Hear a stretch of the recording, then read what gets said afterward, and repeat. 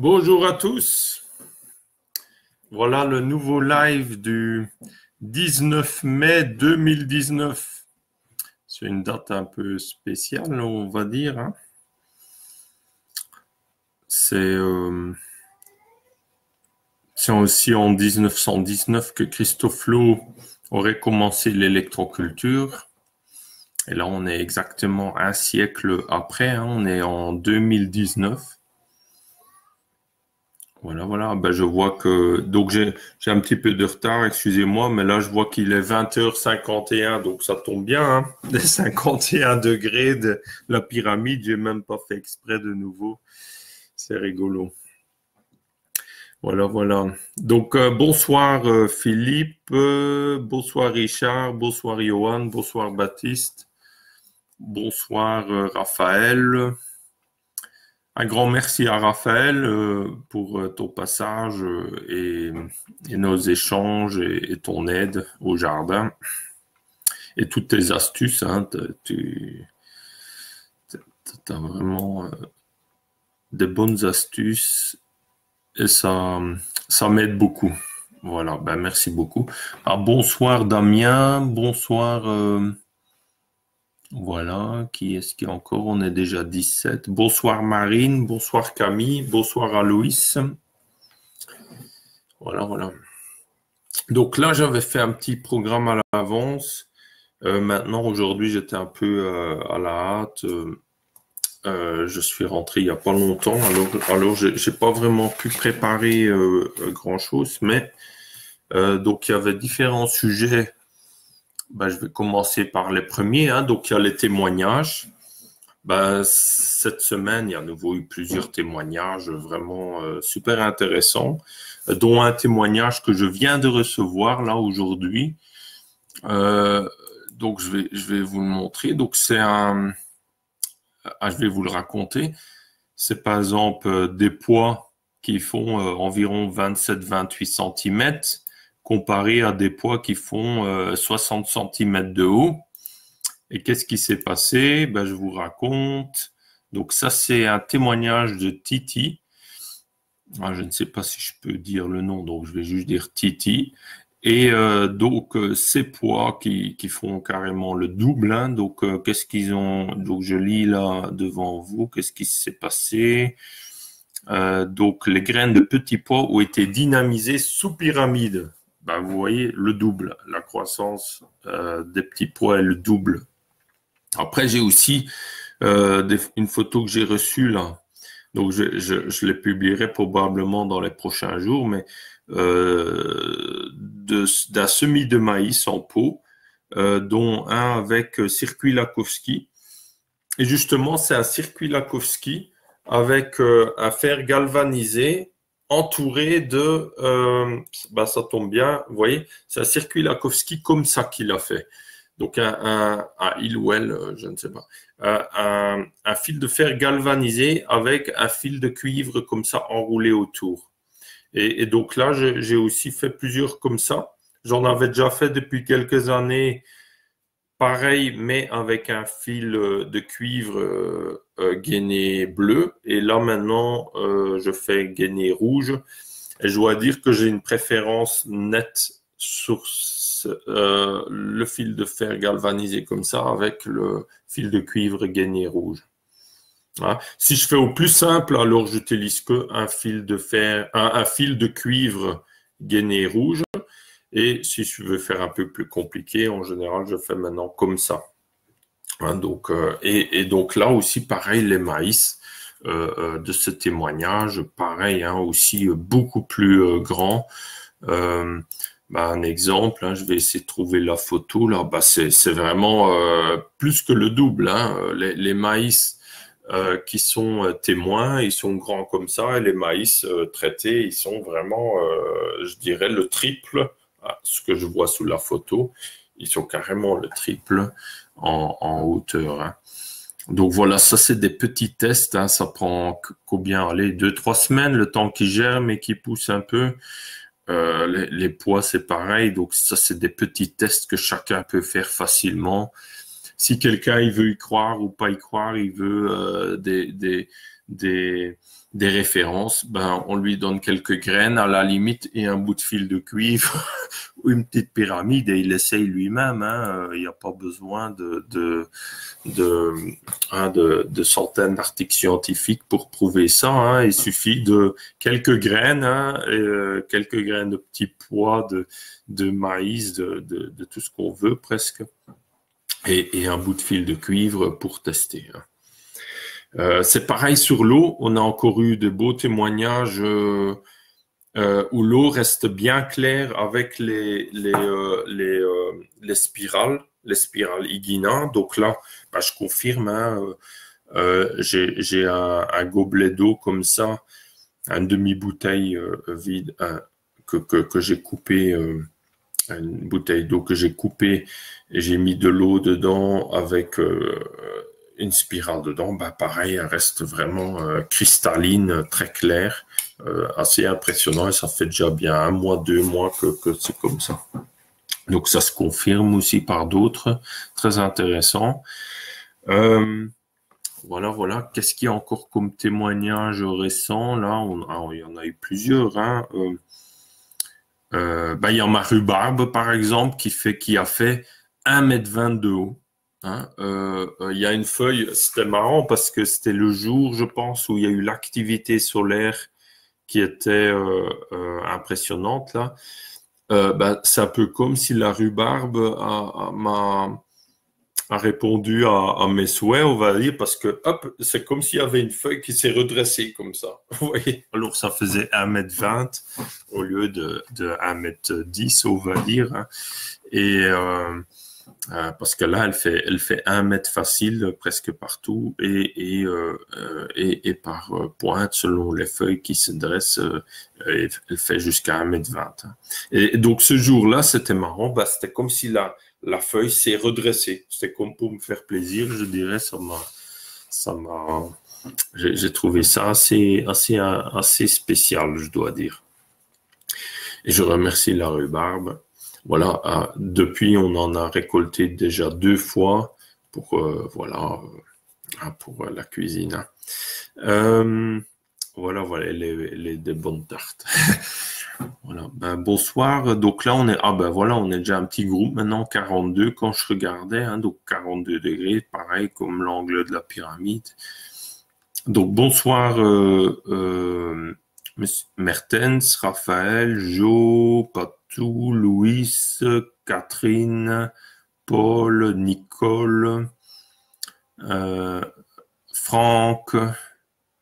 Voilà, Franck Bardouin. Enfin, il a trouvé le live. Bienvenue, Franck. On n'est pourtant pas dans une grotte, hein, on n'est pas difficile à trouver. Hein. Mais voilà, parfois c'est pas toujours évident avec Internet. Bonsoir Dominique, Séverine, Marc, Florent.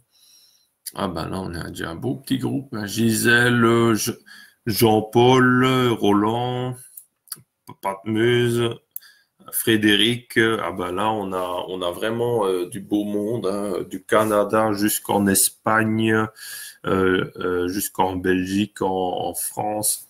Il y a vraiment du monde de partout, de Suisse même. Hein, donc, on est vraiment un beau petit groupe là. Donc, en témoignage, je continue. Je vais vite regarder les posts qui sont passés là dernièrement dans le groupe. Donc, il y avait... je clique là... que j'arrive à trouver. Donc j'ai parlé de l'eau, j'ai parlé du circuit Lakowski là sur le maïs. Donc en témoignage, il y a aussi toujours beaucoup de témoignages d'Andrea d'Italie hein, qui vraiment, on peut voir son jardin pousser par Internet, tellement il envoie des témoignages et ce qu'il fait dans son jardin. Donc, c'est assez passionnant. Après, il y a Il y a eu un témoignage qui est passé là il y a quelques jours d'une personne aux Pays-Bas, Robert Bourman, et lui, il a mis un petit panneau solaire avec 2 électrodes dans le sol. Maintenant, comme vous savez, moi, je suis pas trop pour ce genre de technique parce que si on commence à mettre de l'électricité artificielle dans le sol, déjà, un panneau solaire, ça va émettre une certaine électricité qu'on va dire artificielle. Après, ça se discute, hein, mais personnellement, je suis pas très pour ça. Je préfère stimuler avec des systèmes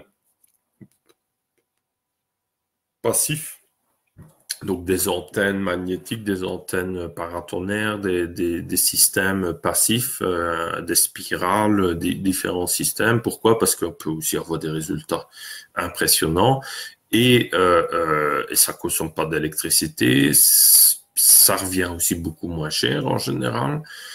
Donc, il n'y a que des avantages. Et là, on est sûr qu'on travaille avec des énergies naturelles. On travaille avec la captation, l'amplification, la transformation d'électricité, de magnétisme et d'énergie subtile, naturelle.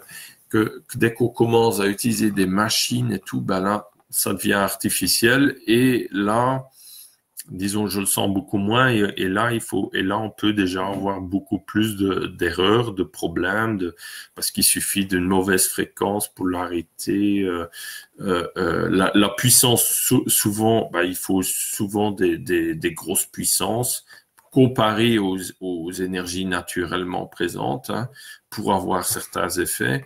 Le dosage est alors important et ça crée des pollutions de type géobiologique. Hein, donc, il faut faire très attention avec ça.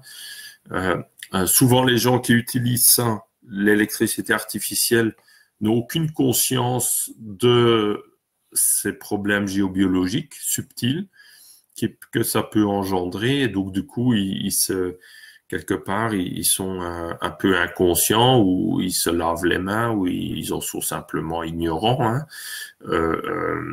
Et donc, du coup, ils pensent rien faire de mal, mais il faut faire quand même très attention. Hein. Là, nous, on n'est pas inconscients, donc on fait attention. C'est pour ça que tout ce qui est électricité artificielle, des expériences avec ça, on va dire, avec l'électricité artificielle, je conseillerais plus dans des milieux fermés, clos, en laboratoire ou dans des pots ou dans des serres hors sol.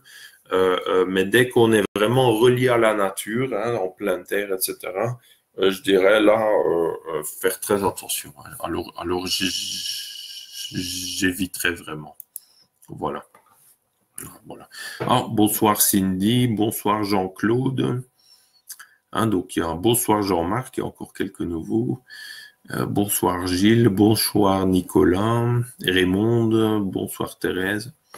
Voilà. Donc en témoignage, il y a eu comme ça quand même quelques. Il y a aussi le témoignage de Dominique, hein, qui est vraiment magnifique aussi, intéressant, avec le fil de fer galvanisé relié à l'antenne magnétique. Hein, donc une antenne magnétique qu'il a bricolée lui-même là dans ce cas-là, mais on voit quand même très bien les résultats. Hein. Donc là, il y a une personne qui disait il faudrait couper à moitié, non, le fil en deux. Non, il faut pas du tout. Ça agit sur tout le fil. Après que la croissance des pommes de terre qu'on voit. Oui, pour ceux qui savent pas, le témoignage, c'est donc un rang de pommes de terre avec le fil et l'antenne magnétique et un rang sans. Donc, c'est aussi un de mes premiers essais que j'ai fait, c'était pareil, c'était comme ça, et aussi couvert après avec de la paille et tout ça. Donc, il a fait presque pareil que moi, hein, il y a quelques années. Et on voit bien que le rang de pommes de terre avec le fil et l'antenne magnétique, ils poussent nettement mieux, ils sont sortis plus vite du sol, on va dire, hein, et ils sont déjà plus grands. Voilà, maintenant, à voir à la récolte. Mais dans un essai similaire, ça date, je pense, de 2009 ou 2010, ou avant même, d'un essai similaire, moi j'avais à 1 mètre de distance environ, j'avais 30% de différence de récolte. Donc là, je suis curieux ce que lui il aura. Pour l'instant, on voit que c'est bien parti. Donc voilà, ça confirme. Et justement, pour illustrer ça, donc le fil de fer galvanisé, c'est ça. Hein, donc ça, c'est un exemple. Hein. Donc c'est un fil de fer galvanisé. Vous pouvez prendre du 2,5 d'épaisseur, de 1,5. Vous pouvez même prendre du fin, ça fonctionne aussi. L'épaisseur n'est pas tellement important. Il y en a qui utilisent très gros aussi. Hein, j'ai déjà vu chez des personnes où ils ont utilisé vraiment plusieurs fils même en pensant que ça marche mieux et ils ont eu de très bons résultats aussi. Mais bon, voilà, pour moi, je suis pas convaincu que la grosseur ait une importance. Et après, donc ça c'est l'antenne magnétique, donc c'est tous des petits aimants. Donc moi j'en utilise toujours 6. Pourquoi 6? Bah, c'est mon intuition qui m'a dit d'en utiliser 6. Ça peut aussi fonctionner avec d'autres nombres, hein, avec d'autres, avec même des petits aimants plus petits. Mais je dirais, il faut aussi suivre son intuition. Donc moi je fais comme ça, j'ai toujours fait comme ça.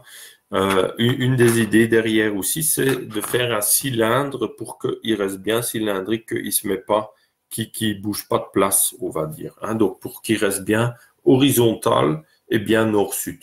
Hein. Quand il est bien cylindrique comme ça, un peu plus long, ben avec le temps, il aura moins de chances de se mettre dans une autre position. Hein. Donc ça c'est important parce que dans une autre position, ça fonctionnera plus. Hein. Et beaucoup moins bien en tout cas.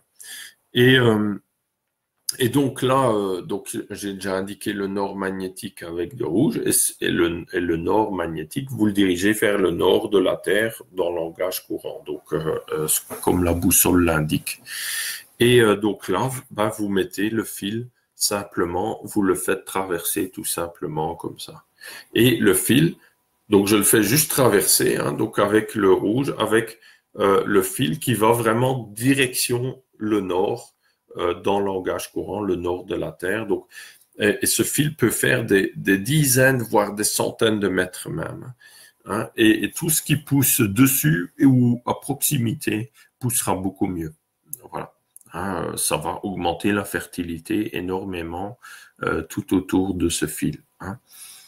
Et une astuce que je veux témoigner aussi, c'est que, disons que tous les ans, je fais des petits essais pour faire des améliorations, pour améliorer ce que je fais déjà.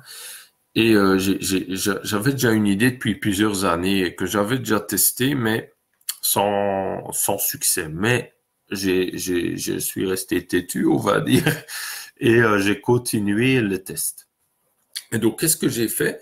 J'avais fait un petit fil dessus, comme un circuit Lakowski, mais un mini que j'avais mis dessus là, au bout. Mais j'avais pas vu vraiment d'effet. Et après, j'ai fait qu'un petit essai, hein, mais quand même. Et là, cette année, j'ai mis un plus grand, hein, comme ça. Vous voyez, comme ça.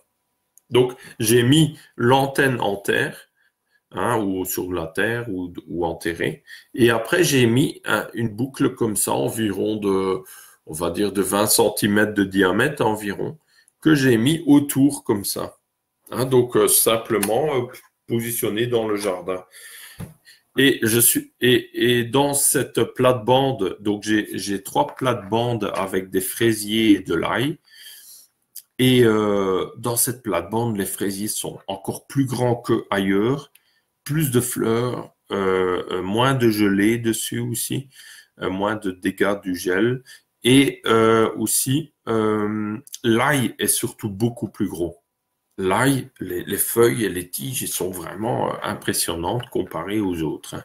Et donc, la seule différence que j'ai fait comparée aux autres plates-bandes, c'est que j'ai mis le circuit Lakowski autour de l'antenne. Et donc là, donc dans cette idée, ben, vous allez épandre l'effet Lakowski, en plus de l'effet de l'antenne magnétique, surtout tout le long de l'antenne. Donc ça, c'est très, très intéressant.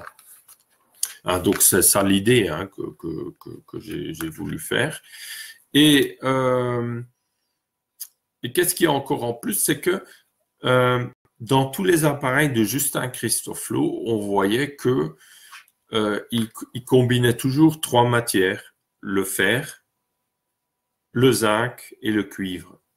Et quand on fait ça, on a les 3 matières. On a le fer du fil, le zinc du galvanisé, hein, donc ça veut dire qu'il y a une couche de zinc sur le fer, et on a le cuivre de l'antenne Lakowski. Donc, on a les 3 éléments dans leurs meilleurs aspects, on va dire, ou dans leur meilleure utilisation, d'une certaine façon.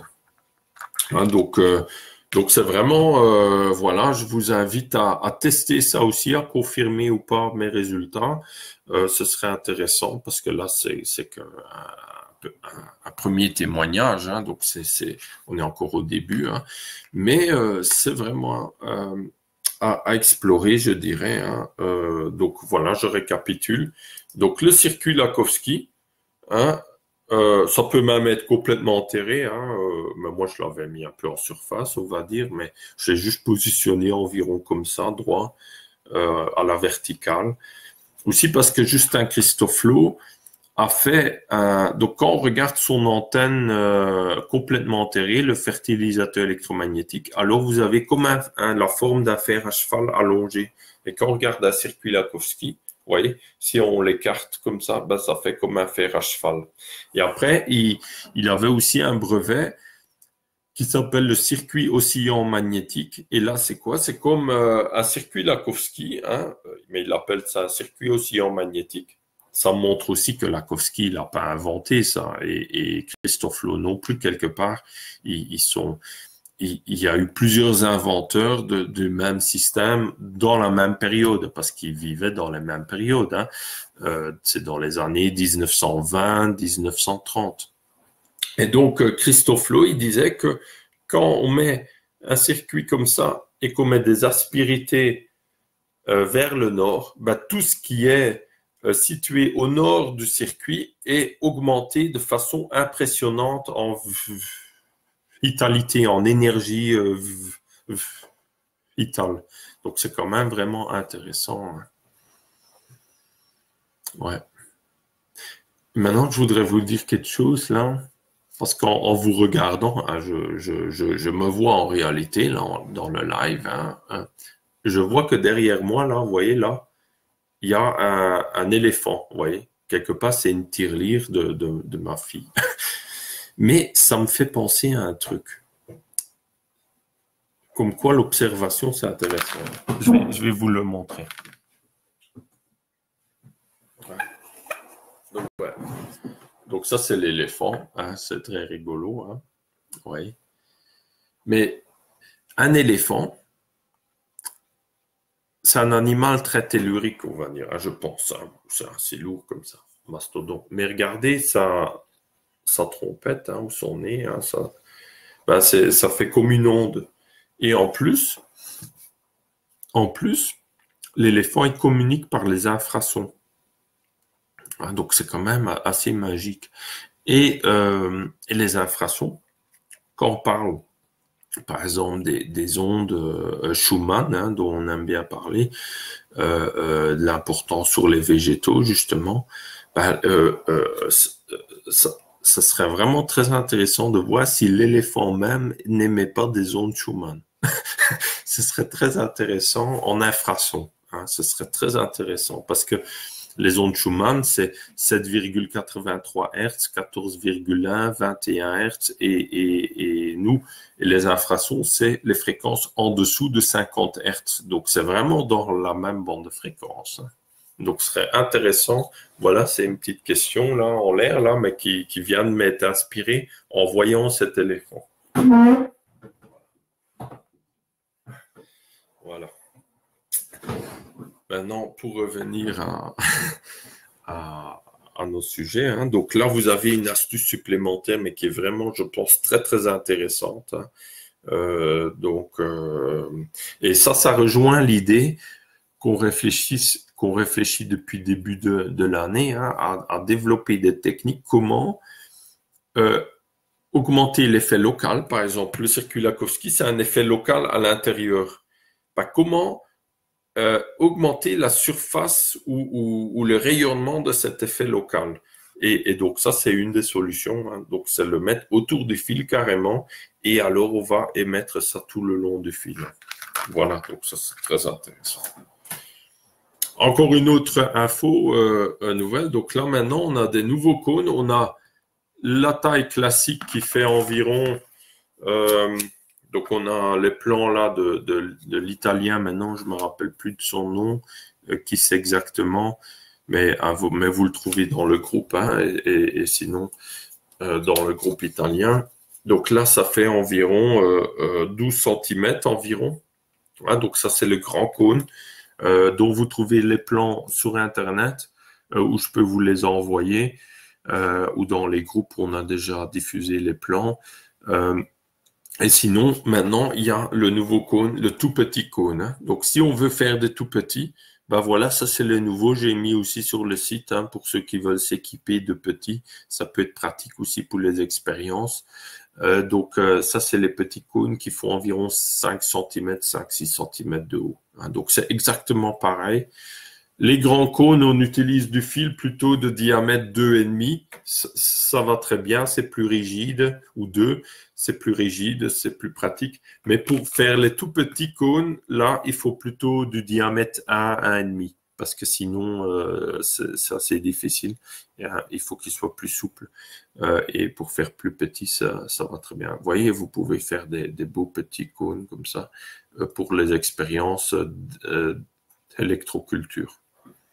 Voilà. Et donc ça m'a amené aussi à une idée, c'est que, par exemple, dans l'eau, je vous ai peut-être raconté déjà cette anecdote, c'est que j'avais une fois été à un congrès des géobiologues nord-américains. C'était dans le Vermont, à Lyndonville. C'était autour des années 2010, 2011, je pense. Et il y avait un petit étang là à côté, mais vraiment avec de l'eau claire, vraiment cristalline. Et quand je me suis rapproché de cet étang pour regarder, parce qu'il m'a vraiment attiré cet étang. Et il y avait plein d'escargots dedans, donc avec des coquilles, vous voyez, avec mais vraiment c'était tout plein d'escargots, d'escargots d'eau douce qui vivaient dans l'étang, qui étaient environ grands comme ça, hein, donc environ cette taille-là, je dirais, qui vivaient dedans.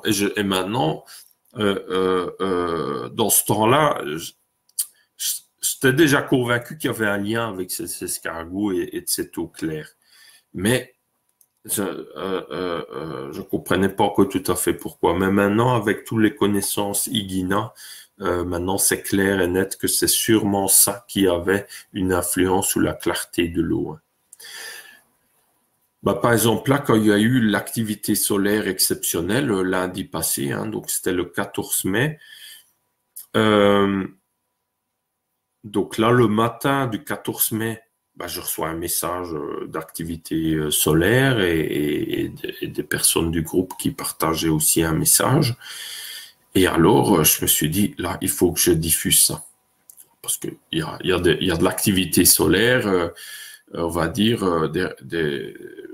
assez régulièrement, hein, tous les mois, il y en a plusieurs en général. Hein, mais là, je me dis, là, il faut que je diffuse ça. C'est vraiment, ça me paraît vraiment spécial cette fois-ci, encore plus spécial d'habitude. Et alors, du coup, j'ai diffusé. Et un peu plus tard, j'ai appris par un article dans Sputnik que c'était l'activité solaire la plus intense depuis 1 an et demi. Ah, donc, c'était vraiment le bon moment de le diffuser aussi. Hein, mais je ne le savais pas, j'ai juste suivi mes intuitions. Donc, vous voyez, quand on suit nos intuitions, souvent, on est en plein dans le mille, on est juste. Hein, donc, c'est quand même très intéressant, ça. Et donc, j'avais diffusé ça pour inviter aussi à utiliser la pyramide parce que l'activité solaire, un lien direct aussi avec les pyramides. Ça a aussi un lien direct avec les abeilles. on a entendu, il y a eu beaucoup de messages sur les forums d'apiculture et ailleurs de beaucoup de essaimage d'abeilles. Donc, il y a clairement un lien aussi avec l'activité solaire. Aussi nos idées. Souvent, on est très fertile en idées nouvelles ou en bonnes inspirations. J'ai remarqué ça. Souvent, j'ai plein d'idées. On a envie de faire plein de choses et on a des bonnes idées, je dirais. En général, un peu meilleures que d'habitude, je dirais, hein, ou des bonnes aspirations. Et j'ai invité tout le monde à observer ses propres pensées, ce qui se passe autour de lui, dans son jardin.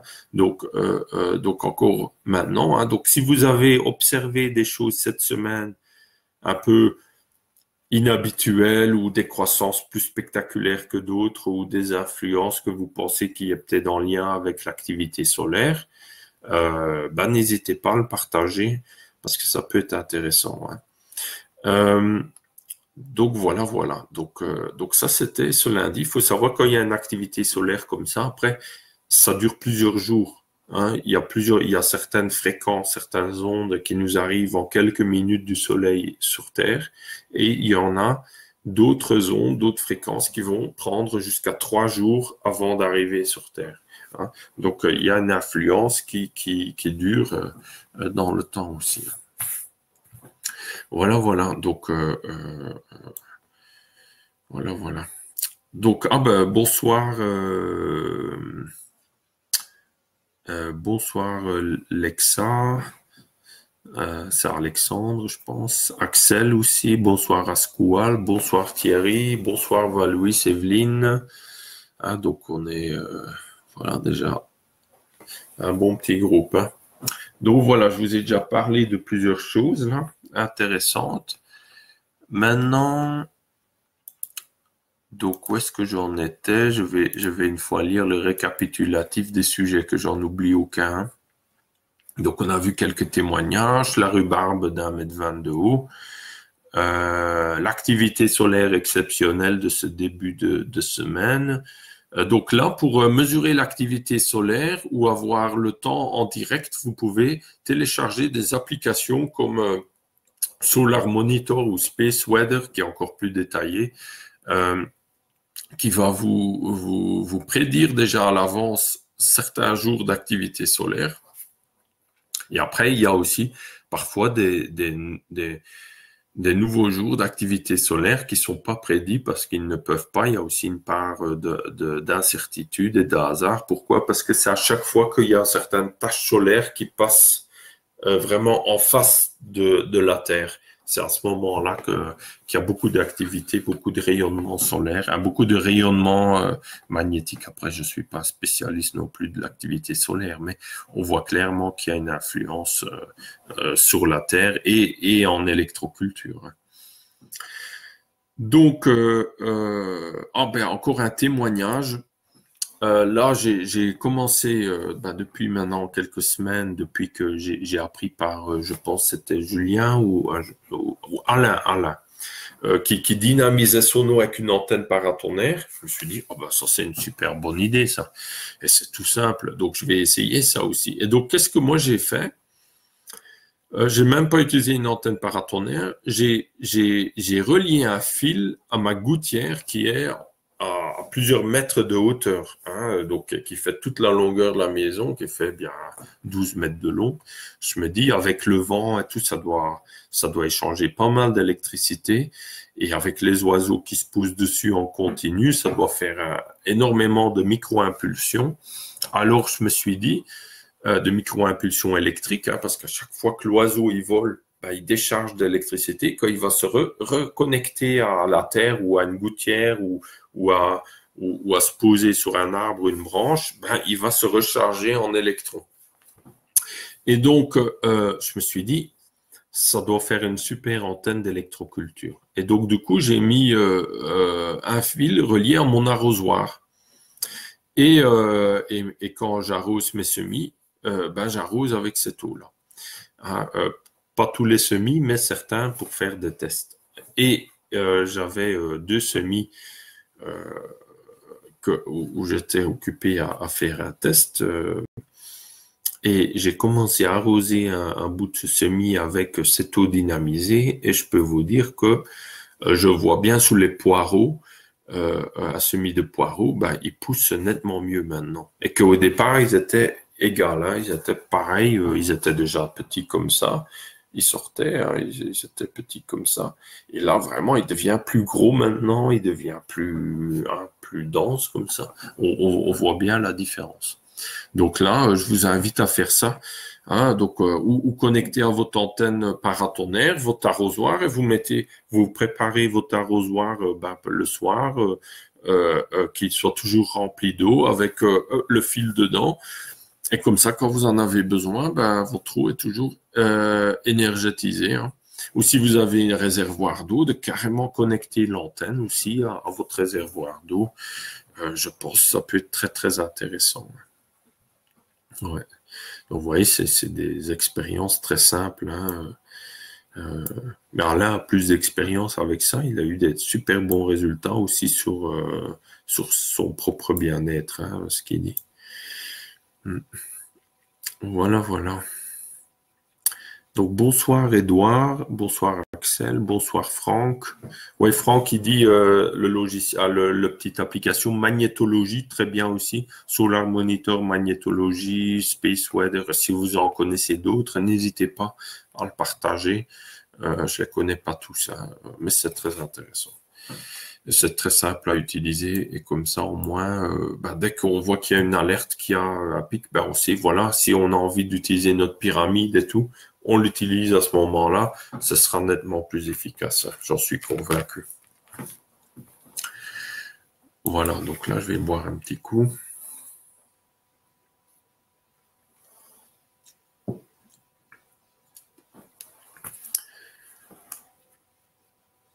Dans un des livres sur les effets des pyramides, il y a aussi marqué une expérience où ils ont mesuré la solubilité d'un produit chimique dans de l'eau sous pyramide. Et ils ont vu que la solubilité changeait en fonction de l'activité solaire.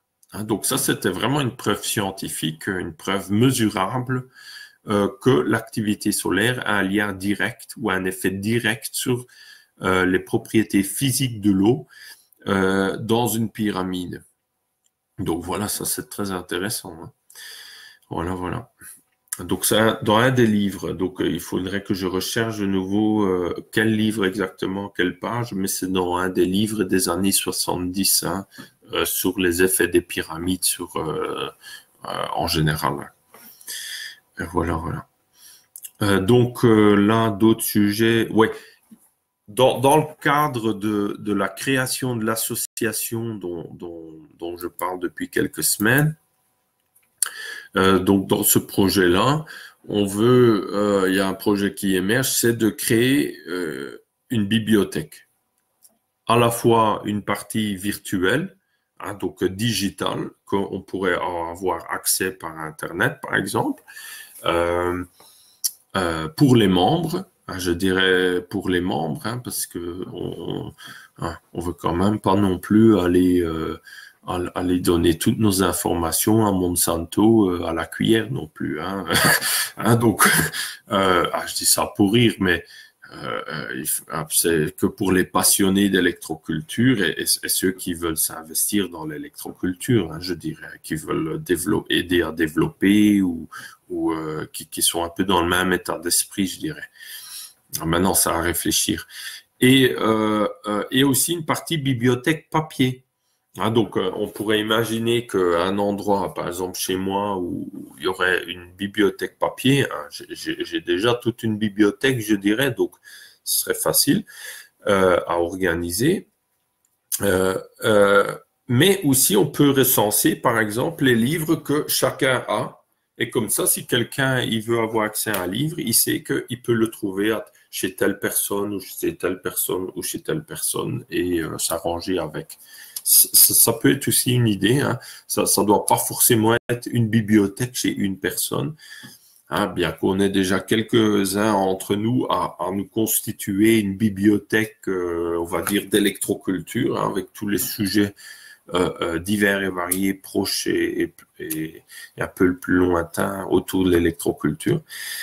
Mais je pense une bibliothèque, ça pourrait aider énormément si maintenant il y a une étudiante ou un chercheur officiel qui veut s'intéresser, faire des recherches au niveau électroculture, ben, il aurait tout de suite accès à déjà plein de documents, plein de recherches. Donc, il n'aurait pas besoin de chercher pendant des mois avant de se constituer lui-même une petite base de données, bibliothèque. Donc, il aurait tout de suite de quoi travailler, on va dire, hein, de quoi avancer sur un sujet. Ça peut être la magnétisation des semences. Là-dessus, il y a plein d'articles scientifiques. Ça peut être l'effet de l'électricité sur la croissance d'une plante. Ça peut être les fréquences dans la lumière et l'interaction avec la photosynthèse. Ça peut être, il y a plein de sujets autour dans le domaine de l'électroculture qui peuvent être où il y a des recherches scientifiques. Il y a par exemple tout ce qui est traitement magnétique de l'eau d'irrigation, très intéressant, très simple. Il y a aussi plein d'articles scientifiques sur le sujet et des thèses même. Donc ça peut être les effets des pyramides sur les plantes, sur l'eau, sur tout ce qui est vivant. Il y a aussi, comme on a vu, plusieurs articles scientifiques sur le sujet. Donc si on commence à faire une bibliothèque de tout ça, donc il y aurait une personne une ou plusieurs personnes qui aident à organiser ça, parce que c'est pas juste amasser des livres et des articles, hein, c'est pas juste amasser, on sait rien faire avec. C'est de organiser pour que si maintenant il y a un chercheur, par exemple, il s'intéresse à la dynamisation des semences, hein, que cette personne a bien classifié tous les documents, il peut dire voilà, là vous trouvez toute une série de documents autour du sujet dynamisation des semences.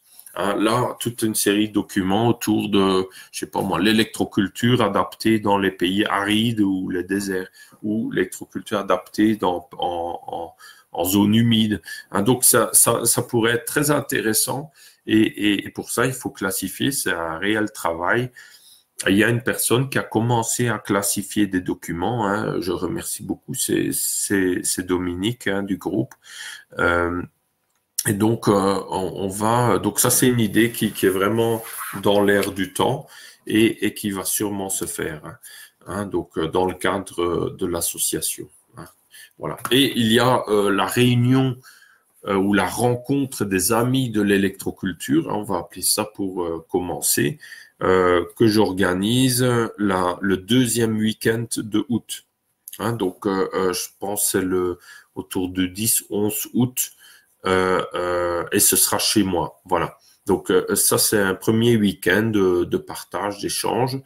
Et je vous mettrai sur mon site, dans la page stage et conférences, je vous mettrai cette annonce. Je ne pense pas que je l'ai déjà mis, je pense pas. Mais je vous mettrai aussi des lieux d'hébergement dans le coin. Donc, si vous voulez venir et vous voulez être hébergé, ben, vous avez des chambres d'hôtes, des hôtels, des gîtes. Je vous mettrai quelques adresses bien qui sont proches.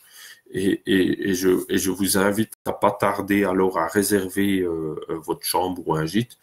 Et aussi, vous pouvez camper chez moi sur le terrain dans le jardin. Ça fait 1 hectare, donc vous trouverez bien une petite place. Après, c'est assez pentu, hein. Mais il y a des zones un peu plates où vous pouvez mettre votre tente ou camper ou votre camping-car pour une nuit ou deux, il n'y a pas de souci. Lors de ces 2 jours. Donc, ce sera 2 jours de rencontre entre amis de l'électroculture pour discuter, échanger nos témoignages, se rencontrer tout simplement autour d'un bon verre ou de jus de fruits de chez nous ou d'un bon verre de vin d'un viticulteur d'entre nous voilà, on partagera toutes nos bonnes choses et du jardin et on pourra faire un barbecue sympa tous ensemble. Ah, ça va être vraiment super. Donc on est en train de réfléchir encore comment bien organiser ça, mais déjà venez, c'est déjà le fait de se rencontrer déjà, hein, en vrai, en live, en en matière de pouvoir se faire un sacré bonjour, je dirais. Voilà, de vraiment se rencontrer en vrai, parce que les lives, c'est beau, c'est sympa, mais c'est quand même encore plus sympa qu'on se voit en vrai, quand on sort de ce côté virtuel. Bonsoir Hervé, bonsoir Anne-Sophie, bonsoir Fouazane. Donc voilà, je vous ai annoncé cette rencontre. Ah oui, j'avais mis comme point aussi comment générer la pluie avec des méthodes naturelles. Ouais, donc ça c'est vraiment tout un sujet. Je vais y revenir sur ce sujet, mais je vais déjà vous donner quelques bases de mon point de vue. C'est que quand on le voit bien, quand il y a des forêts, des arbres, on voit bien en Amazonie, par exemple, on voit bien en Afrique aussi, dans certaines zones où quand ils ont coupé les forêts, après, ça change toute la pluviométrie du lieu et en général, des endroits où parfois il pleuvait quasiment chaque jour, il commence à pleuvoir de moins en moins jusqu'à presque plus du tout et avoir des sécheresses qui peuvent durer des mois. Donc, ça montre bien l'importance des arbres aussi, mais pas juste un arbre, mais carrément des forêts. Et donc, ça, c'est très important. Maintenant, comment générer un nuage de pluie? Ça, c'est tout un sujet, mais il y a des aspects électriques indéniables. Donc, il y a, en gros, pour qu'un nuage de pluie se forme, il faut des ions positifs, des charges positives et des charges négatives. Et ce qu'il y a, si on coupe les arbres, ce sont des générateurs à ions négatifs naturels. Et s'il n'y a plus de végétation et plus d'aspérité, plus de pointes, donc ça peut être des antennes paratonnerres, par exemple, ou des antennes des pyramides, des antennes d'électroculture, il n'y a plus de génération d'ions négatifs. Et alors, le nuage se forme, mais il n'y a pas de pluie.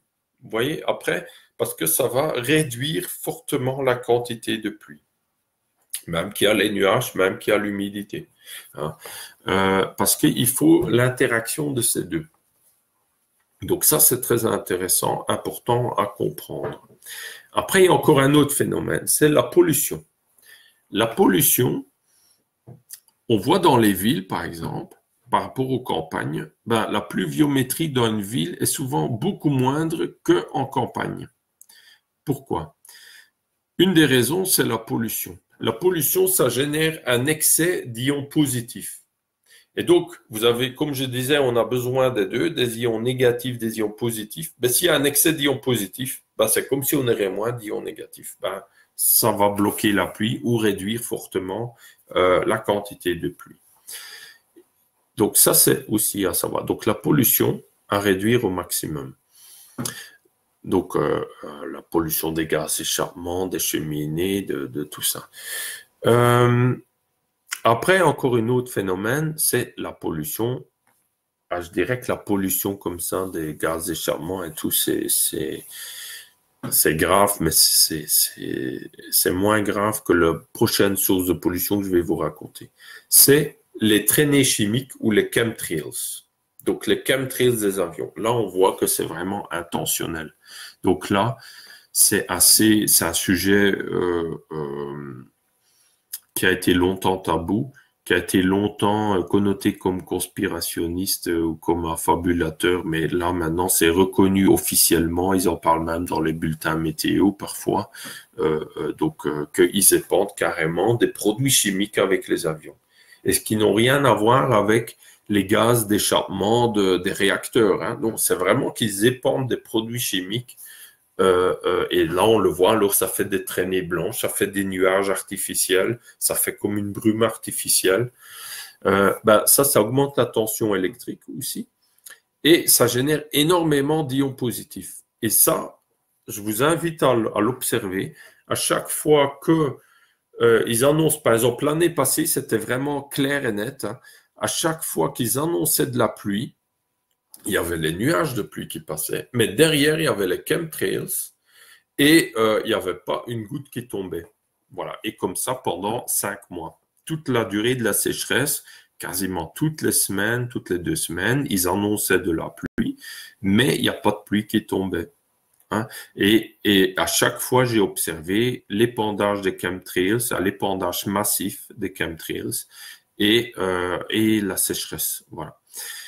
Et en plus, ça crée une tension dans l'air, un peu comme s'il y aurait un orage, mais une tension très désagréable, beaucoup plus désagréable que simplement la tension qu'on a avant un orage. Et si vous aviez les deux en même temps, en plus, c'est vraiment très désagréable pour les gens un peu électrosensibles, hein, ou les gens sensibles, comme moi, je dirais, à ce niveau-là, je sens assez fort. Et donc, du coup, comment remédier à ça? Ben, donc quand on comprend le fonctionnement, là c'est un peu, je vous ai fait un peu le fonctionnement basique, hein, mais la caricature on va dire. Mais quand on comprend un peu le fonctionnement, on peut avoir des pistes. Ben, il y a par exemple un Italien, vous trouvez sur sa page aussi, où je peux vous mettre en lien parce que là je connais pas par cœur, mais il y a un Italien, lui il incite les gens à faire des ions négatifs avec des générateurs à ions négatifs, même des générateurs électriques artificiels, mais qui émettent, ça s'appelle des générateurs à ions négatifs, qui émettent massivement des millions d'ions négatifs en continu. Et donc avec ça, il a déjà réussi à faire des nuages, à augmenter à augmenter le nombre et la quantité de nuages autour de zones et à augmenter la pluviométrie. Hein, donc, c'est très logique, c'est simplement, on va remplacer quelque part les forêts. Hein. Naturellement, c'est mieux il faut planter des arbres, c'est clair, mais l'arbre, il faut le temps qu'il pousse. Mais là, on peut générer des ions négatifs, et pour qu'ils poussent, il faut de la pluie. Hein. Donc, c'est un peu le cercle vicieux inverse. Donc, il faut générer de la pluie. De l'eau, la rareté de l'eau, c'est un faux problème. Si on recrée ce cycle naturel de pluie, l'eau, elle n'est pas rare. C'est un cycle, ça pleut tout le temps. Vous voyez? Donc, c'est pas la rareté de l'eau n'existe pas vraiment dans l'absolu. C'est une création artificielle. Une pyramide, pareil, ça crée des ions négatifs énormément, hein, en continu. Hein. Tout ce qui est effet de pointe, les antennes paratonnerres, pareil.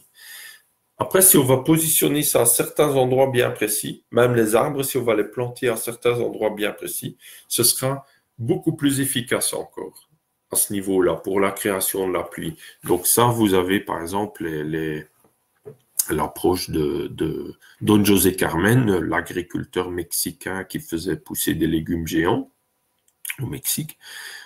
Lui aussi, il arrivait à faire venir la pluie en plantant des arbres à certains endroits bien précis, en enterrant des cristaux à certains endroits bien précis. Il avait des méthodes comme ça, qui paraissent assez ésotériques, mais qui ont une réelle efficacité, parce qu'il a eu des réels succès.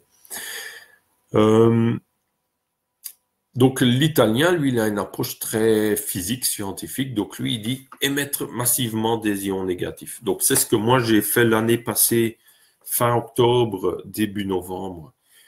J'ai fait une combinaison de différents systèmes. J'ai mis un appareil qui émet énormément d'ions négatifs dans une pyramide, donc pour amplifier l'effet de la pyramide. Donc dans une pyramide nubienne, j'ai fait ça. Et j'ai mis aussi une spirale Higina, mais ça je vous raconterai après, mais le fonctionnement. J'ai mis une spirale Higina avec la pointe vers la Terre. Hein, donc j'ai mis comme ça, vous voyez, avec la pointe vers la Terre et l'énergie sort là, parce qu'il faut augmenter l'énergie tellurique. Et après, dans l'idée d'attirer l'eau par résonance, j'ai mis une bassine d'eau avec la spirale dedans.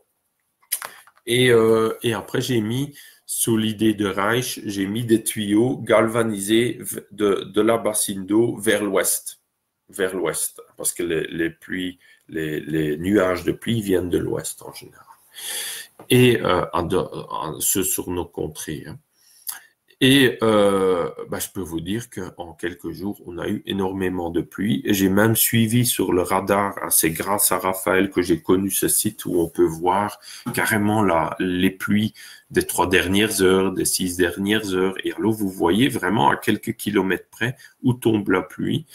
Et j'ai même eu quelques succès où la pluie est tombée exactement ici et nulle part en Alsace. Il y a eu des jours où il y a juste eu de la pluie ici. Hein, pendant mon expérience. Donc ça, c'est très intéressant. Donc, il y a des pistes, il y a des possibilités pour faire pleuvoir et je pense que dans l'agriculture, ça va devenir de plus en plus important. Hein, parce que la pluie est cruciale, on va dire. Hein.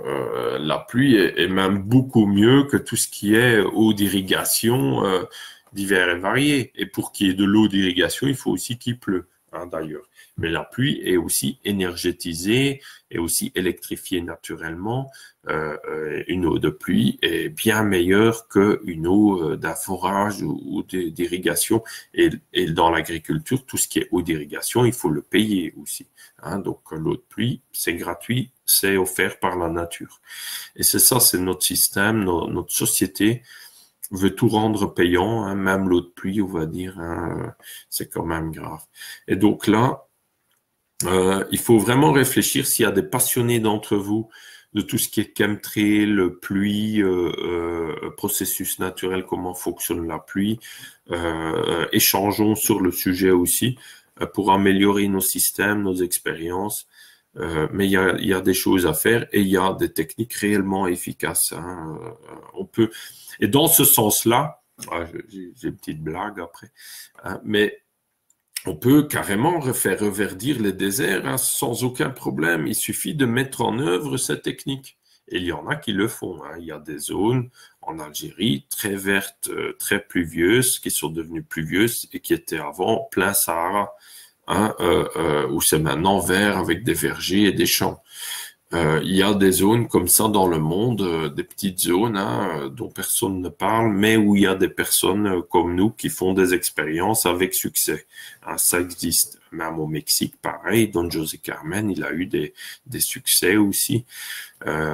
Voilà. Hein.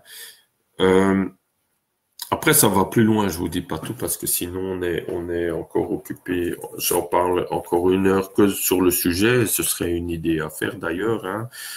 Mais ce serait plus clair si je fais des schémas que je vous montre, hein, ou je ferai une vidéo exprès que sur le sujet, ce serait peut-être mieux.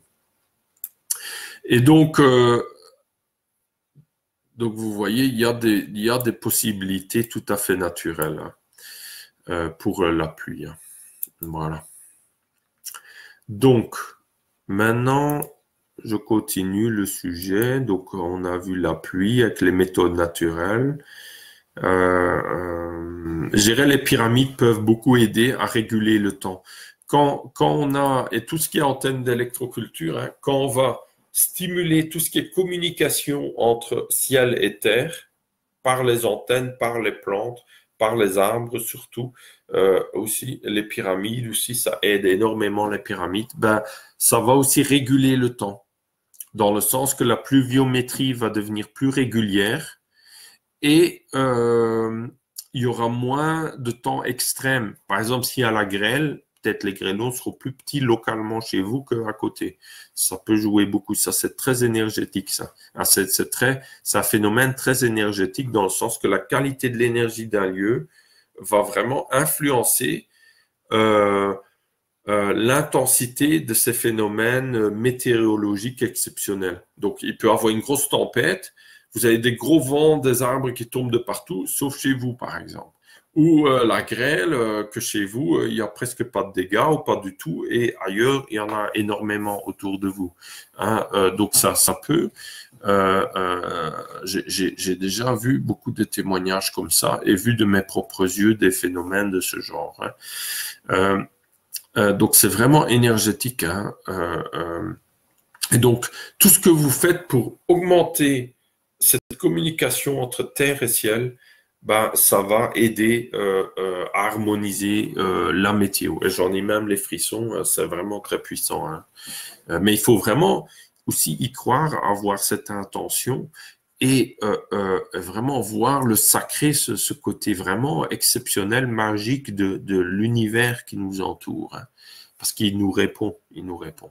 Hein. Voilà. Ou même la prière pour faire pleuvoir, ça fonctionne aussi. Hein, et après, ça paraît plus rigolo, mais c'est un autre sujet. Mais je peux vous dire que j'ai aussi eu plusieurs témoignages dans ce sens-là et j'ai moi-même déjà expérimenté la prière pour faire pleuvoir. Hein. Ouais. Et c'est assez quand ça arrive, quand ça vous arrive, c'est assez, c'est assez, comment vous dire. Imaginez, il y a vraiment un besoin de pluie et vous demandez la pluie et il tombe la pluie et pourtant dans la météo, il n'y a aucune pluie annoncée. Ça vous fait de l'effet quand même. Hein, là, vous dites, là, vous n'êtes pas seul dans l'univers. Hein, là, vraiment, vous avez l'univers qui vous soutient quand vous êtes dans des bonnes actions. Hein, et qui vous aide et qui participe et qui vous aiguille, qui vous guide. Hein, donc, c'est vraiment... quand on vit ce genre d'expérience, on devient forcément plus spirituel. C'est pas possible autrement. Plus ouvert à la conscience qu'on est tous reliés d'une certaine façon. Ouais. Voilà, j'en ai même les frissons. Oui.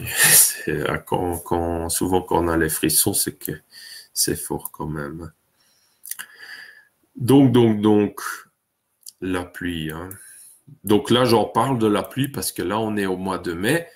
Et l'année passée, quand il y a la sécheresse, souvent, ça commence autour du mois de mai jusque fin de l'été. Donc, espérons que cette année, il pleuvra un peu plus hein, que l'année passée. Après, ça dépend des zones en France, hein, mais ici en Alsace, c'était quand même la sécheresse assez importante de fin mai à fin octobre, début novembre, hein, l'année passée. Donc, cette année, je pense que ce sera différent. Donc. Ah oui, la blague, hein, la petite blague. On a trouvé pourquoi. Probablement dans les plaines d'Égypte, avant, c'était très verdoyant et ils arrivaient à faire pleuvoir. Ça, j'en suis convaincu. Mais que cette technique, ces connaissances, ces technologies ont été perdues. Déjà, il y a eu un temple qu'ils ont retrouvé en Égypte. C'est par, comment elle s'appelle cette dame? Antoine Gigal, ouais. Elle avait une fois fait un post d'un temple. On voit comme deux grandes stèles et une pyramide. Ah non, il y avait un temple derrière, mais deux grandes stèles. Et là-dessus, il y avait, selon les écrits, deux grandes tiges en cuivre, mais qui faisaient peut-être 10 mètres, 20 mètres de haut, hein, on ne sait pas, mais vraiment immenses. Un peu comme des mâts de bateau. Hein. Et quand on voit les hiéroglyphes, on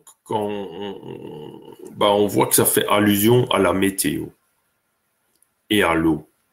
Hein, donc, c'est clair pour moi que il voulait expliquer quelque chose, comment il faisait pleuvoir ou comment il régulait le temps. À mon avis, ça va faire. Maintenant, ces tiges, ils ne sont plus là. Hein, c'était en cuivre. Donc, ça fait vraiment penser aux antennes paratonnerres hein, qu'on peut faire aussi en cuivre. Hein.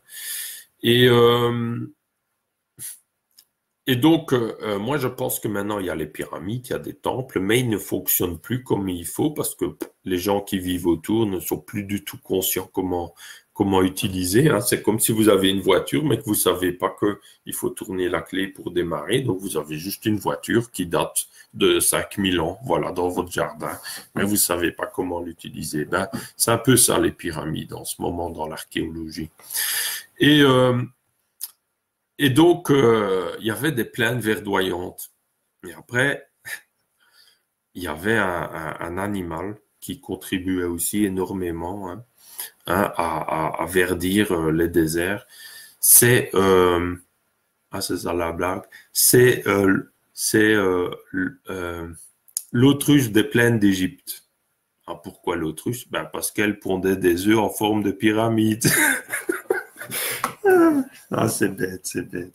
Mais imaginons, mais ça fait rire, mais c'est comment je suis arrivé à cette idée, c'est que l'œuf, la forme d'un œuf, vous voyez, un œuf, ben, c'est aussi très spécial, la forme d'un œuf. Et j'ai un vigneron qui m'appelle là, de temps en temps, et lui, il est occupé à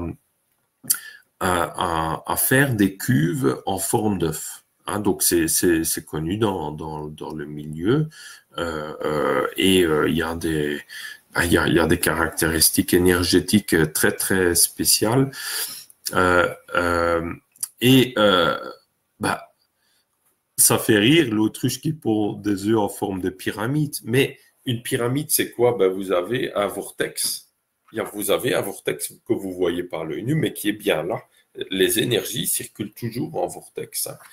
Dans la pyramide, vous avez des vortex comme ça, d'énergie de la Terre et du ciel, qui sont captés et qui communiquent. Ben, un œuf, c'est pareil. Un œuf, c'est aussi des énergies de vortex qui s'est créé dans la forme de l'œuf.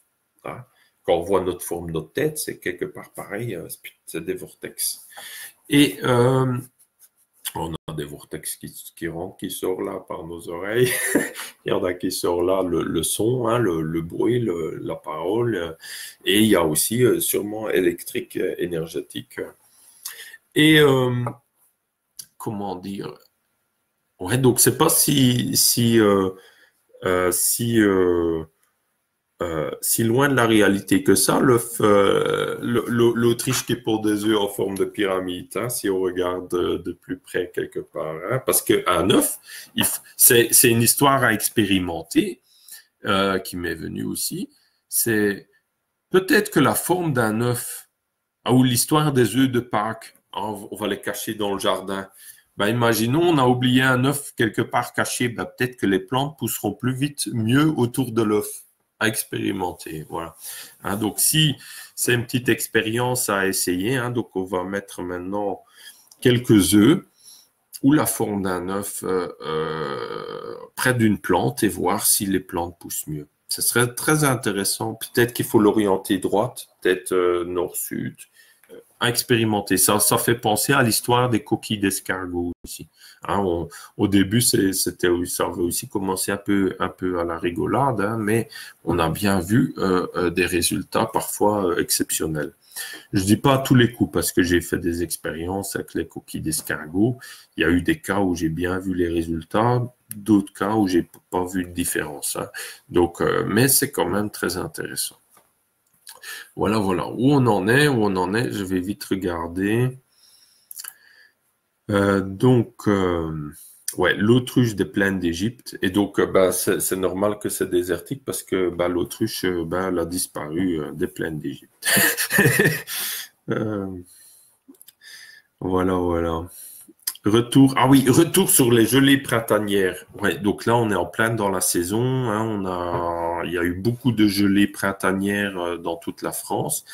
Il y en a beaucoup dans leur jardin où les arbres fruitiers ont subi le gel et où ils ont quasiment pas de pommes ou de poires, etc. Ben, moi, je peux vous dire que chez moi, j'ai l'impression, vu ce que je vois sur les arbres, ben, qu'il y a quand même des pommes. Donc, il y a quand même eu, malgré les gelées, il y a quand même des pommes, il y a quand même eu des fleurs, il y a eu énormément de fleurs d'ailleurs. Euh, donc là, je suis curieux et là, je suis encore plus convaincu de l'avantage des circuits Lakowski et du basalte, hein, mais surtout des circuits Lakowski sur les arbres fruitiers. Hein. Ça, c'est vraiment très efficace. Et aussi les fréquences sonores dont je parlais là avant aussi. Donc voilà, je voulais juste rappeler ça parce que là, ça se confirme, le temps il passe, on voit que les petits fruits commencent à se former, à grossir et on voit qu'ils sont là, hein, donc qu'ils n'ont pas gelé. Voilà, voilà. Donc, arbre fruitier. Ah oui, aussi, ce qui me paraît étonnant aussi, donc là on est 2019. Les premiers arbres fruitiers que j'ai plantés chez moi, où j'habite, donc j'habite ici depuis 2015 ou 2014, c'est 2014. Ouais, j'ai planté en 2016, je pense. Ouais. Et j'ai eu plusieurs arbres qui ont eu plein de fleurs déjà 2 ans après, l'année passée, et cette année pareil. Hein. Donc ça, c'est très, très intéressant. Donc ça montre bien que la méthode de plantation que j'ai essayé dans ce temps-là avec le circuit Lakowski enterré, le basalte mélangé à la terre et le cercle en fer semble très bien fonctionner. Hein. Donc ça, c'est très intéressant. Donc ça se confirme. Voilà, voilà. Après, je voulais vous parler euh, du phénomène qu'on appelle CSE, Cavity Structure Effect. C'est quoi? CSE, Cavity Structure Effect, serait inventé par Viktor Grebennikov. Donc ça, c'est aussi un inventeur impressionnant, un russe. Et lui, il était entomologiste. Hein, il était spécialisé dans l'étude des insectes. Et il a découvert un jour que quand certaines ailes d'un certain insecte se superposent, ça fait de l'antigravité. C'est posé comme question, ah ben, comment ça se fait ça? Et donc, sous microscope, quand il prenait 2 ailes et il mettait l'un sur l'autre, hop, il se sautait, ça faisait de l'antigravité. Il y avait une sorte de rayonnement, qu'il y avait quelque chose qui se passait. Et alors, il a développé un tas de théories, d'hypothèses et de petites expériences à faire pour montrer cet effet de structure à cavité. Un peu comme les rayons des abeilles. Vous voyez, vous avez toutes ces petites cavités en hexagone. Alors, ils mettaient plein de rayons d'abeilles comme ça, l'un sur l'autre, et ils mettaient une personne en dessous, par exemple. Et alors, on voit que notre tête commence à tourner un peu, on est un peu bizarre. Ou si on met sur une montre, on voit que la montre va aller plus vite ou plus lentement. Hein, donc, ça influence l'espace-temps, hein, qui a une sorte de rayonnement qui influence l'espace-temps. Donc, logiquement aussi sur les plantes, on pourrait avoir des effets. Et qu'est-ce qui m'a mis sur cette piste d'y penser là ces derniers jours, c'est que je me suis dit, pour rigoler, il y en a où il y a les abeilles ou les guêpes qui sont attirés par leur tête, on va dire, hein, et qui veulent les piquer ou qu'ils se sentent agressés parce qu'ils sont attirés. Alors moi, je me suis dit, ça doit être le CSE Cavity Structure Effect. C'est que il doit pas avoir grand-chose dans la tête, c'est tout vide. Alors, l'insecte, il voit une cavité, hop, il veut rentrer par le petit trou, il veut faire son nid quelque part. C'est une blague. Mais après, voilà, c'est une blague. Hein. Donc, c'est que les insectes, les animaux, ils sentent ça où il y a des cavités vides. Hein, donc, c'est comme une ruche. Ils vont être attirés ou les abeilles, ils vont être attirés par les cavités. Pourtant, de l'extérieur, on voit pas qu'il y a une cavité parce que c'est forcément à l'intérieur de quelque chose.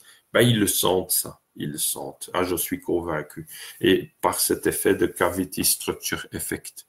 Et peut-être que ça peut aussi expliquer le fonctionnement un peu des tours rondes, où c'est aussi comme une cavité les tours rondes d'origine en Irlande, hein, ou les tours rondes, les Nuraghi ou Nugari, en Sardaigne, où il y a aussi des tours rondes, hein, où il y a aussi des cavités en forme d'œuf, d'ailleurs, justement, hein, en Sardaigne. Et c'est aussi long. Il y a parfois plusieurs étages de cavités en forme d'œuf. Donc, il y a peut-être une sorte de rayonnement, hein, une sorte de captation d'énergie et de rayonnement dû à ces cavités. Hein. Il y en a sûrement, il y a sûrement cet effet-là, mais après, dans quelle mesure cela influence la vie autour et tout, ce serait intéressant à étudier. Hein. Et d'ailleurs, on le sent. prenez un objet comme un rayon d'abeille, hein, les rayons des abeilles.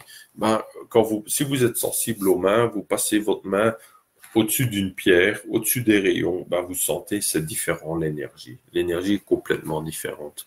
Les cavités, on sent. Et il y a beaucoup de structures dans la nature qui sont remplies de cavités. Les os, par exemple, nos ossements. Quand vous regardez un os, c'est plein de petites cavités.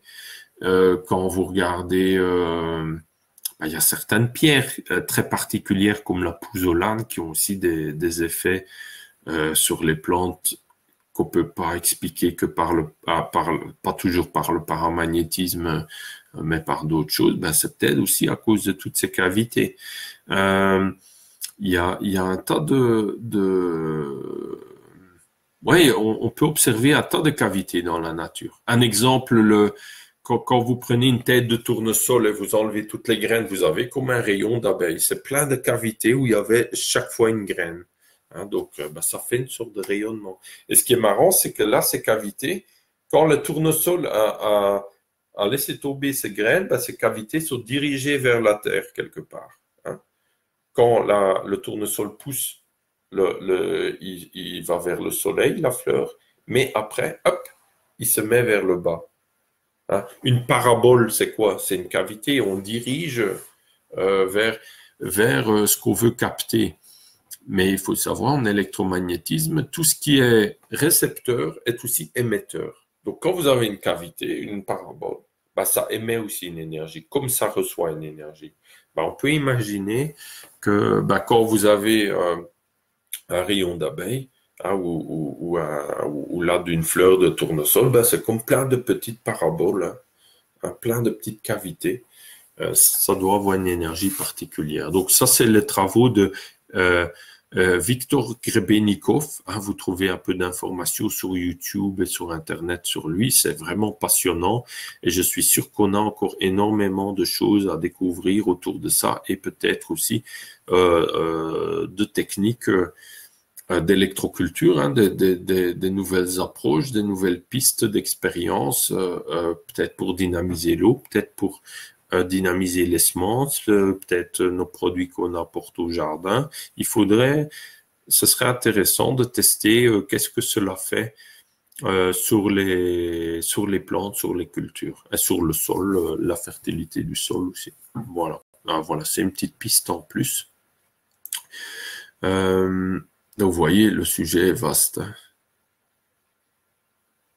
Ah oui, Séverine dit même le miel reproduit les alvéoles lorsque l'on teste avec de l'eau. Oui, ça c'est comme ça qu'on peut détecter si du miel est un vrai miel ou un faux miel.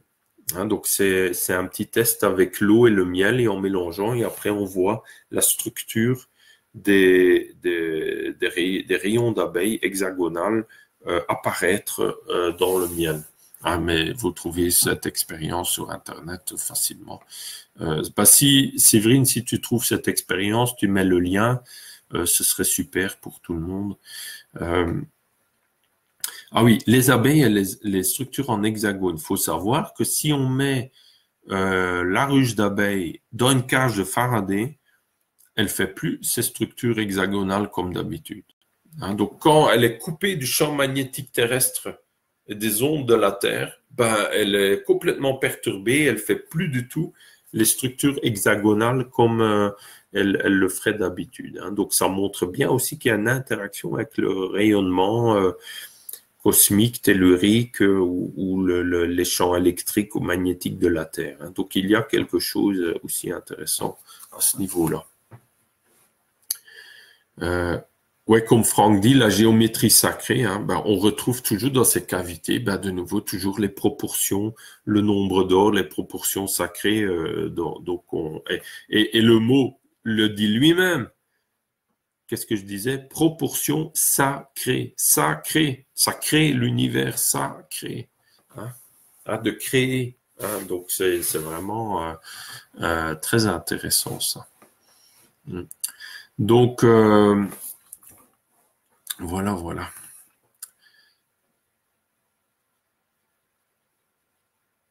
Il y a Pascal qui dit dans le livre de Panazol, ce qui est un super bon géobiologue, hein, Michel Panazol, très spécial d'ailleurs, et il a écrit un livre sur les effets des triskel, et il dit dans le chapitre 20 sur la fabrication d'une antenne œuf.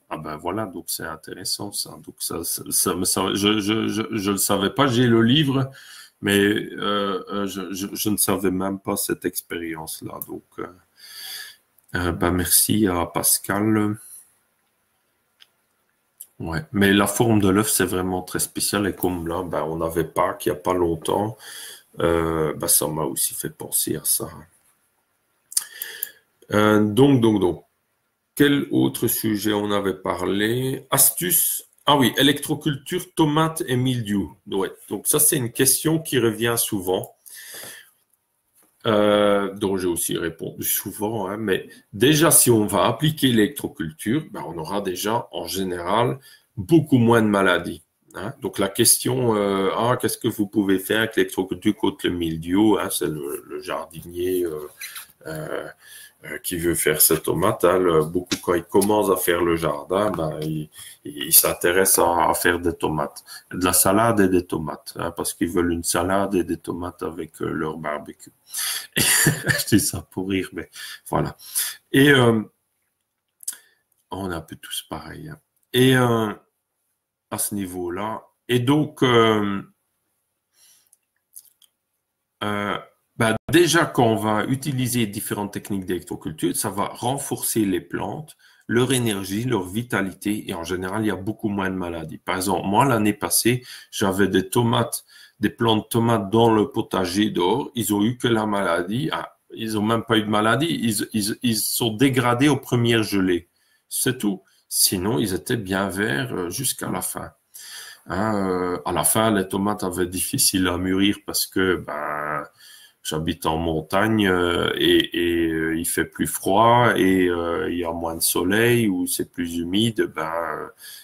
C'est sûr, mais c'est qu'au premier gelé que les plantes sont mortes, on va dire. Hein.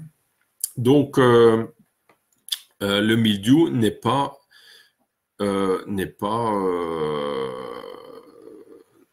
on n'a pas toujours du mildiou. Déjà, quand on augmente la vitalité avec ces différents systèmes, peut-être que le mildiou, ce sera du passé pour vous. Voilà. Il faut commencer quelque part. Mais c'est pas que telle technique ou telle technique, comme par exemple circuit Lakowski ou antenne magnétique ou antenne paratonnerre, c'est pas, voilà, celui-là, il va agir contre le mildiou ou contre si. Non, ça agit pas contre. Ça augmente la vitalité et la santé globale. Et alors, il n'y a aucune raison de tomber malade, c'est tout. Hein?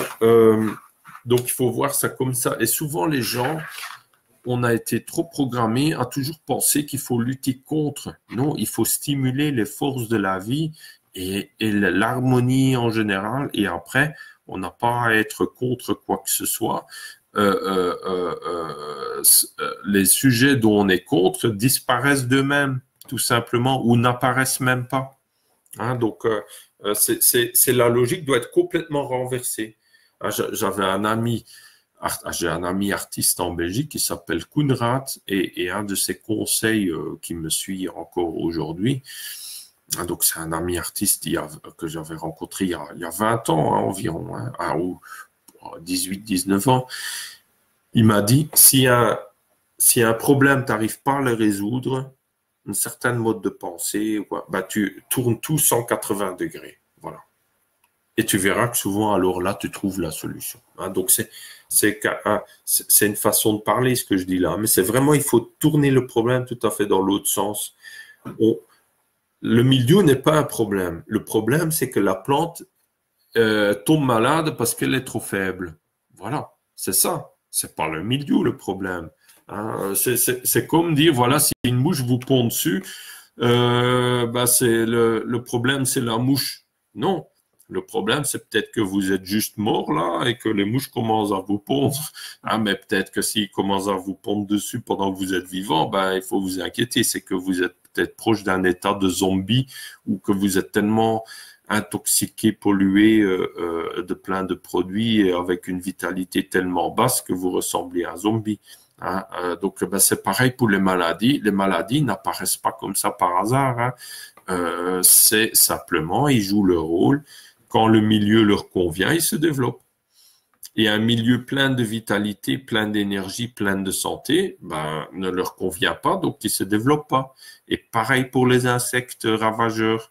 Si un milieu est sain et plein de vitalité, ben, ils ne vont, peut-être à part quelques exceptions, mais la plupart des insectes ravageurs, comme les pucerons, les trips, le carpocaps, tout ça, ben, il y en aura presque pas.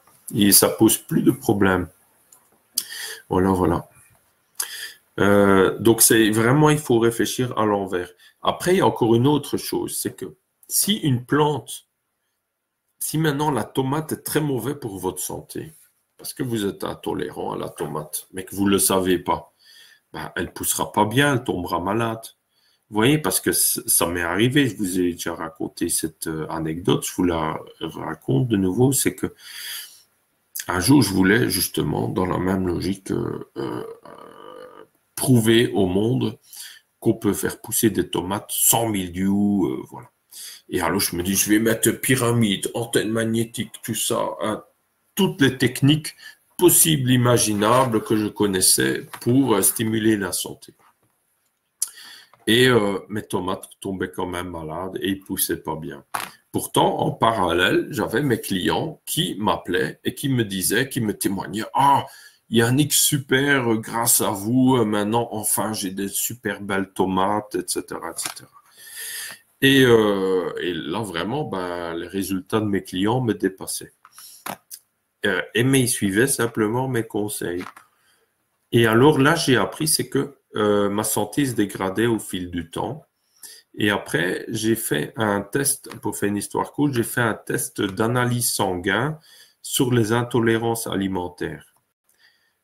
Et à ce moment-là, j'étais très intolérant à la tomate.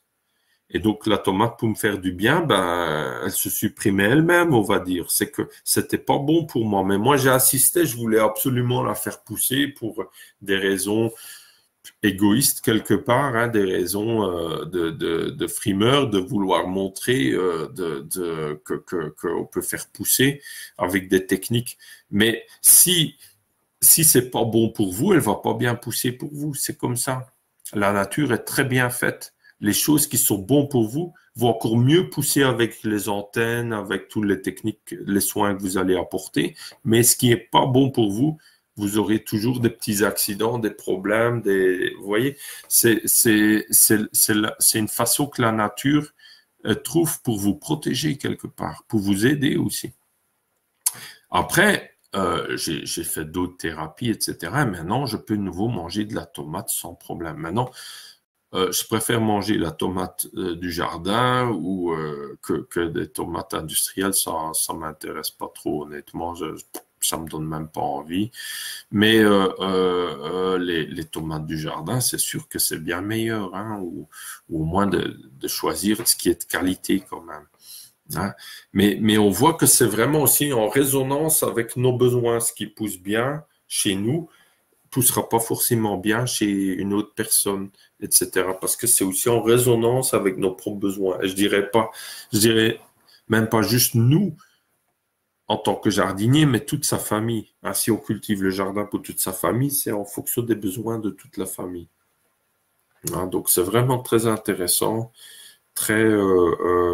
Mais ça, naturellement, quelqu'un qui veut juste faire pousser des tomates sans mildiou, il est peut-être pas dans cette logique-là. Hein. Il est peut-être pas dans ce niveau de compréhension, de résonance, de spiritualité, que tout est relié. Il est peut-être pas encore à ce niveau-là, mais ça peut permettre on a quand même des petites pistes à faire prendre conscience aux personnes. Par exemple, de faire une analyse de son sang sur les intolérances alimentaires. Et si on fait ça au jardin, ce serait très intéressant de voir à quoi vous êtes tolérant, intolérant, et les plantes qui poussent bien chez vous ou pas bien. Parce que souvent, c'est vraiment un reflet, hein, je vous le dis. Hein, c'est ce qui m'est arrivé en tout cas. Hein. C'était vraiment un reflet de la situation de mon état de santé, ce qui poussait dans mon jardin. Après, ça peut changer. On change avec le temps, hein. Par exemple, comme je vous ai dit, il y avait des légumes dont j'étais très intolérant, allergique presque, que maintenant je peux manger, qui me font plus aucun mal. Donc ça peut changer, on change, hein. Voilà. Voilà. Donc là, j'ai fait un peu un tour, hein. On va pas faire trop long ce soir. Donc on est déjà à 1h30. Donc là, j'ai fait un tour de tous les sujets dont j'avais indiqué que j'allais parler. Donc, la réunion rencontre d'électroculture serait le 10 et 11 août, la première rencontre. Et il y aura d'autres rencontres qui suivront aussi, hein. Déjà, si ça a du succès, on fera ça probablement tous les ans, ça c'est sûr.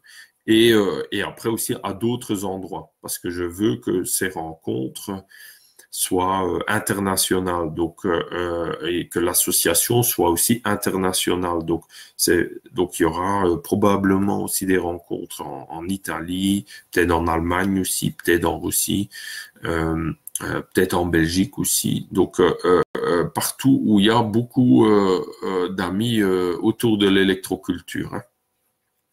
Et autour des amis, j'ai lu une petite phrase que je trouvais super. C'était dans un magazine sur les chevaux, hein, que ma fille aime bien lire.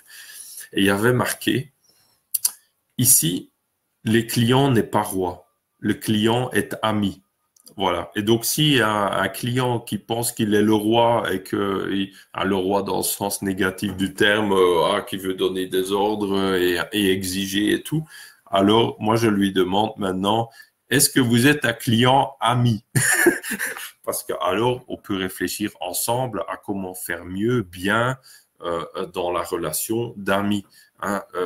Et donc ça change complètement la logique. Et ça, je trouvais vraiment super intéressant d'avoir lu ça. C'était dans un magazine autour des chevaux et un cheval, ça ne ment pas, hein. Un cheval, vous pouvez pas le tromper, hein. Il lit directement dans vos pensées, le cheval, hein. Donc il faut être ami. C'est pas juste donner des ordres. Non, c'est pas comme ça que ça fonctionne, hein. Dans la relation entre nous aussi, voilà, on est des amis de l'électroculture et on est là pour aider à développer ces idées, à partager nos passions entre amis. Et donc, il y a voilà, vivre des bons moments, hein, de convivialité et de partage. Et c'est vraiment... Et ça, je vous en remercie tous d'être là, de partager vos expériences, de nos idées, de simplement discuter ensemble. Ça fait vraiment parfois un bien fou quand on en a besoin. Et